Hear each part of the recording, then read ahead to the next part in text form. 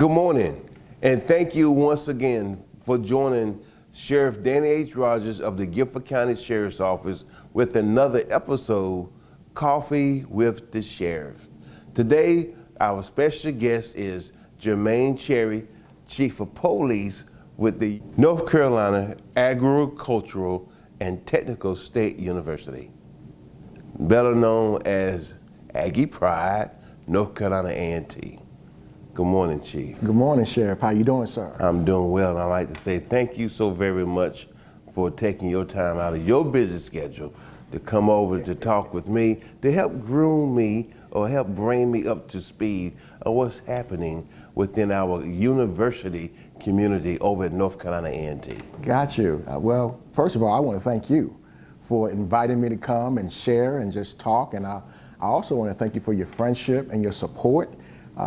You do so much for us over at North Carolina A&T to make sure that we have resources that we need, the assistance that we need whenever I call. You show up, you send your people, and they're always professional. They're always right on the spot. I just want you to know I appreciate that. Thank you so much. Well, we thank you. I've been groomed well. Mentors over there at the university has been very good to me, from Chancellor Martin all the way through. You know, sometimes not necessarily that you have to see people every day, right, or that you have to talk with them every month, but it's just the fact that you know yes, what they expect, what they look for, absolutely, and what they put into you just by themselves being who they are. Absolutely. You know? I want to commend you and your team over there. You've done a phenomenal job. I was thinking that you had been there a little longer, but you see, only 2 years. I'm like, wow. But I remember when you was there in 16, yes, as a major, yes, and then you went to the University of Johnson C. Smith, and was promoted there or hired in as a chief. Yes, I did. Yes. And then the North Carolina A&T knew that it was time to bring you back. Bring me back. So we're very grateful for the moves and everything that your team has done. I love the idea that it's diversified. Your team is diversified. Absolutely, absolutely. You know, as the sheriff of Guilford County, one of the things that I campaigned on, and was a very major piece for me, was to diversify the sheriff's office as the community. People thought, and I had to understand and grow too, it was more than just race or the skin tone. It had to be about the educational piece, that's right, the mindsets, the different cultures, the different communities that Guilford County has become a holding community for. You know? Yes. So so I want to commend you and the university, what y'all are doing over there. And I get a chance to see even the students. I'm like, wow, I remember when, you know, but now you get a chance to see how people are interacting with each other and learning how to network and grow and love. Yes. You know, because we see the love. Yes. Whenever we look at our babies. Absolutely. You know, and I said with people, I mean, it's real talk.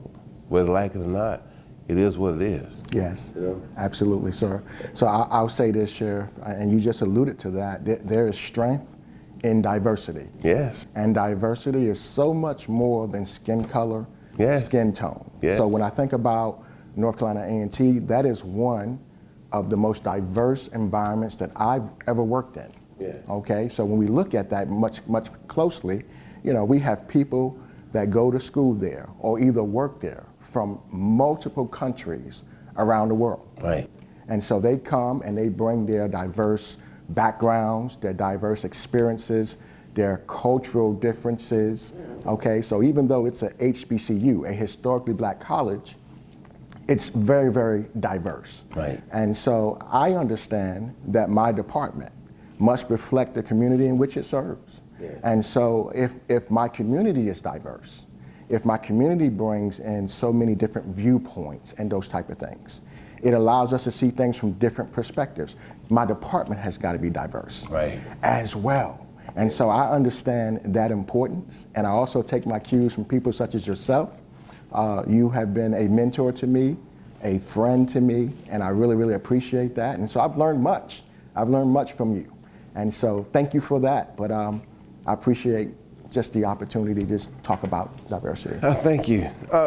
We just celebrated homecoming, the greatest homecoming on earth. That's right. G.O. And we come together.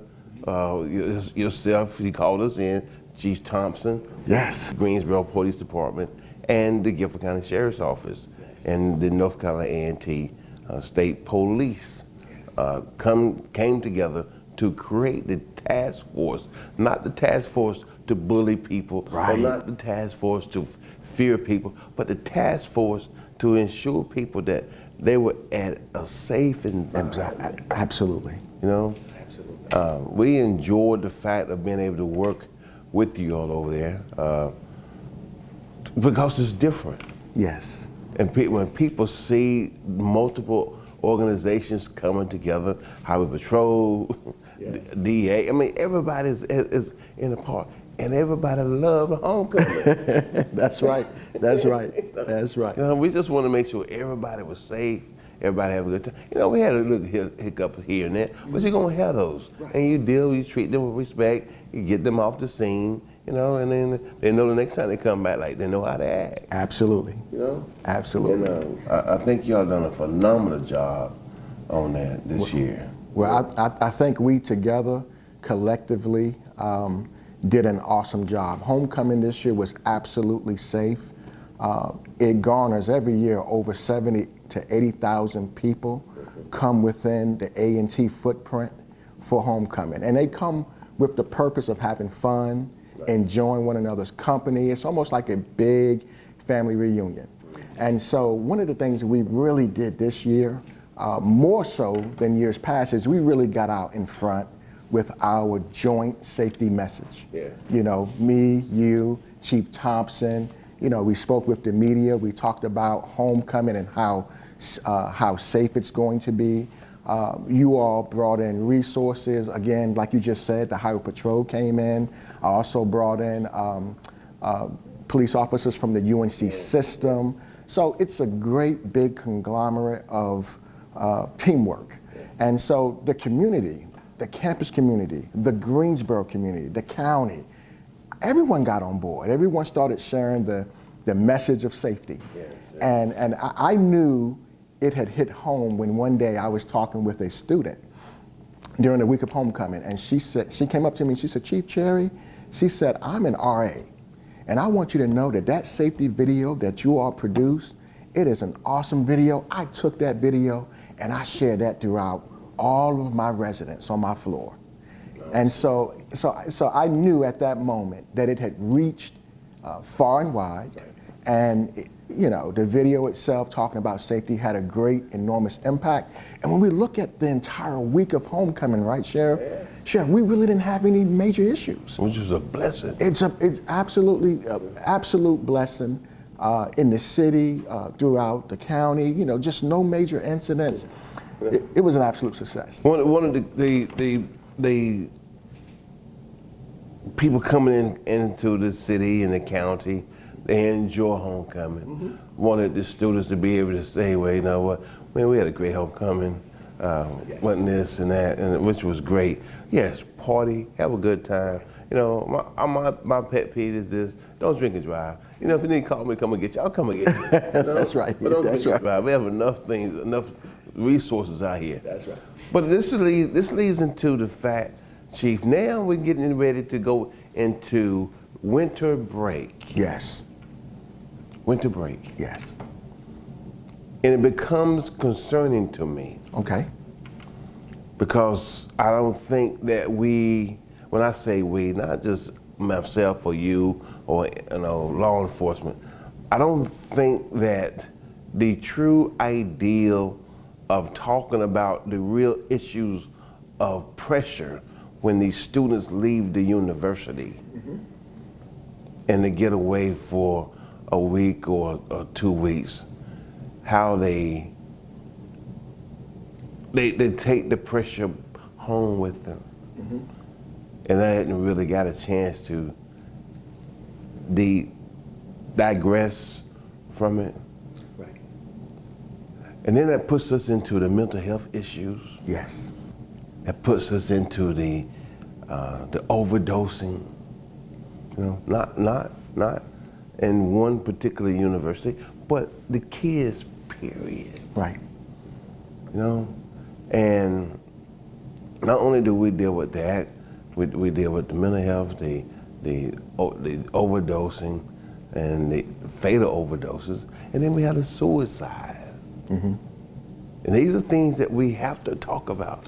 We could talk about we want to talk about homecoming and the great things, yes, but what about the things that we can do to help them when they go home for winter break and come back and they're in that final semester, Right. and the pressure is heating up again? How do you, as a police chief over there, see that? How you and your team, because you know we have our teams. Mm-hmm. I tell people, just because we wear a badge, Right. Right. you know, or we have the power or this and that, doesn't mean that we don't deal with stuff, Right. or people don't deal with stuff. So my goal is to be able to work closely with you all, as well as you all work closer with us. We have two doctors here, Dr. Ellison and Dr. Sobin, who actually help us in those areas when it comes to the stress of our deputies or officers or our residents. Right. You know, so just kind of a little bit, how could we be an assistant to you on your team or to the university? Because you know we want to make sure that we keep everybody safe. Absolutely, Sheriff. So during this time of year, we have exams going on. Right. And by virtue of just examinations coming up, the close of the semester, that in and of itself garners some type of pressure for our students, and maybe even for some of our faculty and staff as well. And so then when you throw on the holiday season, right? And so during the holiday season, you know, it's a time where people come together, families come together, but there are also people in our community who really don't have a lot. Right. During this time of year. They don't have a lot, and so sometimes they may feel pressure from that as well. They may feel pressure from not being around loved ones, and oftentimes it kind of culminates into a state of depression. So during this time of year, you have quite a few individuals who are depressed, who feel lonely, and all of that. And so all of this stuff kind of compounds. So what we're doing as an agency, you know, everyone tries to do their part, right? Number one, we try to acknowledge that. We try to acknowledge that this time of year, whether you're in school or not, it's a time of high pressure. Mm-hmm. It's a time where you may not feel well mentally and those things. So we acknowledge that. Number two, as we're dealing with our student body, we're keeping that in mind, and we're trying to make sure that we position ourselves to offer resources to them during this time of year. The university just sent out yesterday some good tips on how to stay healthy mentally and physically during this time of year. Yeah. And they offer recommendations on what one can do. You know, take some time for yourself. Make sure you plan and organize. Make sure you have healthy discussions. Make sure you spend time with friends, because we don't want anybody to feel isolated. Right, right. Okay? And so what you all can do to help us in that regard is to just kind of take that same approach. Understand the times that we're in, acknowledge it. If you or your deputies happen to come across some students during this time, just understand the season that they're in, and speak with them about that. Ask them about how things are going. Hey, how can I help? That's what we do. Hey, how can I help? You know, during this time of year, we are giving interviews to students. We are providing quotes to students. They come to see us. We position ourselves to try to help them, because we want to make sure they make an A. Right, that's right. They make the highest grade possible, and we try to make sure that it's low stress. Right. And so those are just some things that we're doing. Those are some things that you can do as well. during this time, during this holiday season, and during the close of the semester. Yeah. And then we start telling them, start focusing on also looking ahead for the next semester coming up, and those type of things. I know about that pressure though. Yes. I was an old man when I had to go back to school. I'm like, oh man, what is this? Yes. So I understand. I'm like, what in the world? And I'm sitting there with students that was like more than half my age, you know, and they come in, they hit the test, man, and boom, they gone. Right. You know, I hit the test. And the teacher come back the next morning, I'm still there to take the test. I said, yes, so I get it. And I've always said, whatever I can do to make sure that I can bring understanding, but lightness to it as well, but with the severeness of making sure they do right with it. You know, I tell them stories about myself. I like, man, I'm gonna tell you, I've been there, you know, and just try to make sure that people feel the realness of life when it comes from us. Because people look at you and they look at us different. They look at us like, you know, we're up on this pedestal, man. And I'd be like, what? No, please don't do that. Right. Because we have life too. That's right. You know? And not only do we have life, but we carry life for the men and women, and I call them my babies, that are my teammates, that I work with, you know? When they're feeling something or going through something, many times they don't have to say anything to me. I can pick it up. And they'll be like, well, Sheriff, how did you know? That's that being engaged in what's going on within the office and the surroundings, you know? How you feel about that, Chief? How's that with you now? You are the chief of the largest HBCU. Not only do you have the personnel, the sworn and the non-sworn, but then you have the students and the staff and everybody look. Everybody look. Absolutely. Sheriff, I tell you, it is an enormous honor and privilege to serve as Chief of Police at the largest HBCU in the country. And I understand that with this position comes a sense of responsibility that I certainly do not take lightly. I don't take it lightly. And so, so when I look at my staff and I look at the university, you know, ultimately, when it comes to safety, the buck stops with me. And so, you know, I'm smart enough to know that there's absolutely no way that I can do this alone. Therefore, I really rely on my teammates. I rely on university officials. I rely on faculty, staff, and the students. Okay? I really rely on the students because I believe that they are our most precious commodity. You know, parents send their children off to college, right? And, you know, the children are their pride and joy. You know, their jewels. And so we as law enforcement officials, we have to make sure that we treat them as such, and because the goal is for them to leave the university better than how they came. Better than they came. Much more stronger, wiser, smarter, more intelligent, and prepared to navigate the challenges of life. Now, you said something earlier about being in tune with your staff. That is critical. That is critical. One thing that I've learned as chief is the higher you go, right, the more you must depend on others. That's right. You know, when you are a patrol officer and you're coming up through the ranks, you know, you can basically depend on yourself because you only have to look after yourself. As long as you're doing what you're supposed to do and you work on time and you're professional and those things, you know, you're really looking after yourself. But the higher you go, the more you must rely on others for your success and everything. And so having that knowledge, it's incumbent upon us as leaders, right?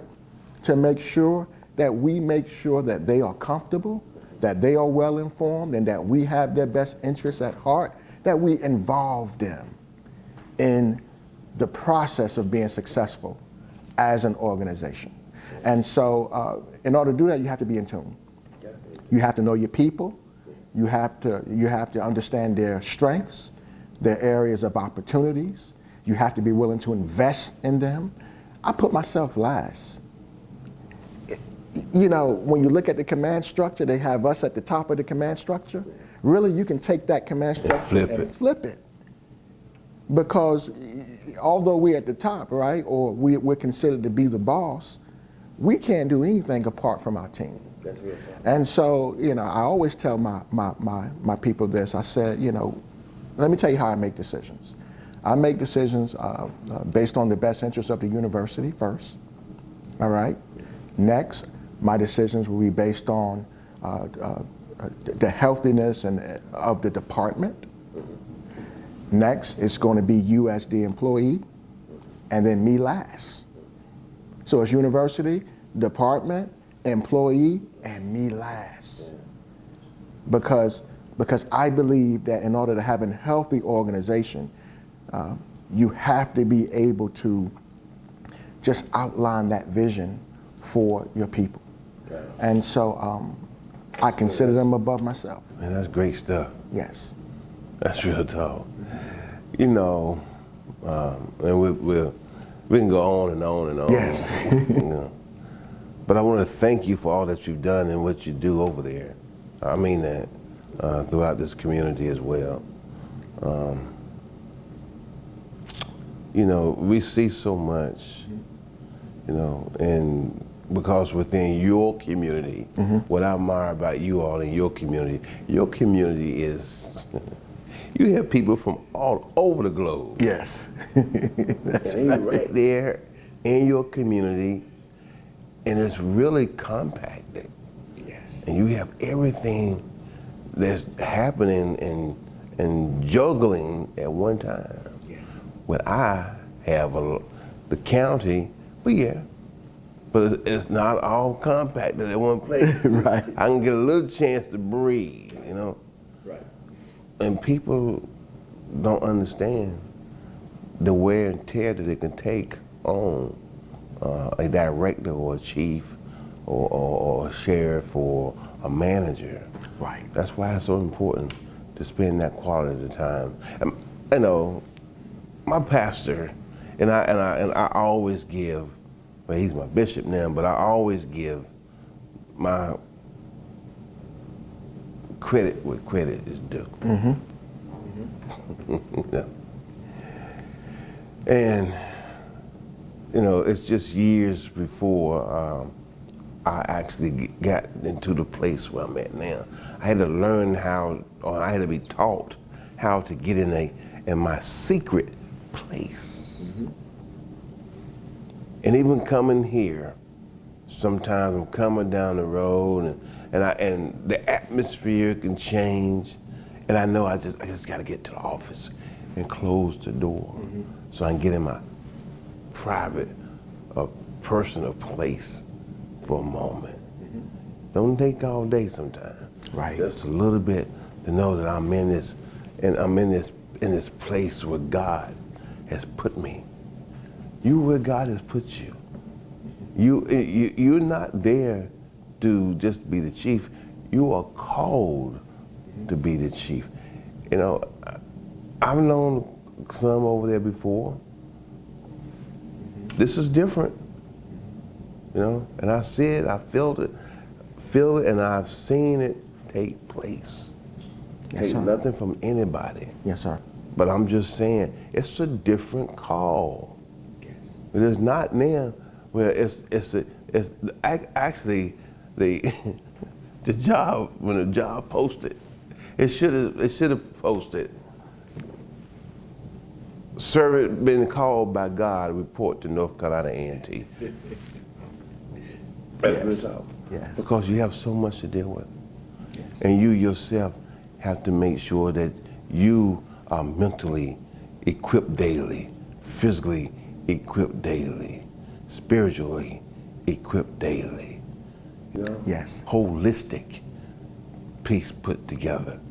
Because there's days where we just feel like this is just not clicking. Right. You know? Right. And I heard my bishop speak on Sunday past of getting into the secret place. And I said, boy, look at you. Look at you, God. Look at what you're doing. You are taking me back to renew, or better yet, bringing me some connective knowledge of what I was taught years ago for such a time as this. And it's amazing, because when he started doing it, teaching it on Sunday, I'm like, I'm good. I'm sitting right here. I'm gonna get this. Yes. Because I needed to be, my cup needed to be refilled. Right. Right. You know, Sheriff, when I think about what you just talked about, you know, this being a calling, you know, we're like-minded in that. You know, I believe that this profession is a calling because it's not for everyone, right? Those of us who don the badge, who take on this calling, you know, it's a special call. So what you said is so profound. It is so profound. There is no greater love than this, that a person would lay down their lives for another. Yeah. Love is the most powerful force in the universe. And so when you put on this badge, for those of us who put it on for the right reason, Right. all right, we have an understanding that I may not make it back home today, but that's okay. I've calculated that because I have to answer this call. Right. And so when I put on my badge and when I put on this uniform, I understand the enormous weight of that. I understand that the decision that I made to come into this profession for the right reasons. But I also understand that there may be times where I'm misunderstood. Right. I understand that there may be times where people don't agree and those type of things. But when I look myself in the mirror, right, I know that I'm in it for the right reason. I know that I have answered the call. I know these things. And I also know that from time to time I have to pull myself to the side. Oh, yeah. So that I can take a mental break from that, because I'm more than just a police officer. That's right. I'm a human being. I'm a father. I'm a husband. I'm a brother. And so I try to keep all of those things in right perspective. And when I look at the campus community, right, one thing about me is I'm very transparent. You know, I talk to the campus community. I talk to the students, faculty, staff. Sometimes I want them to know the person behind the badge, because I'm more than a badge. The badge does not make me, does not make you, we make it. We make it. We bring the morals and the values and the principles to this, to the badge. It's only as good as the person that's behind it. That's so true. And so I just thank God for this enormous call, this enormous responsibility. I understand, I don't take it lightly. And one last final point on that is I enjoy this. Man, when I wake up in the morning, you know, not every morning now. Some mornings I'm like, oh my God, I gotta go to work today.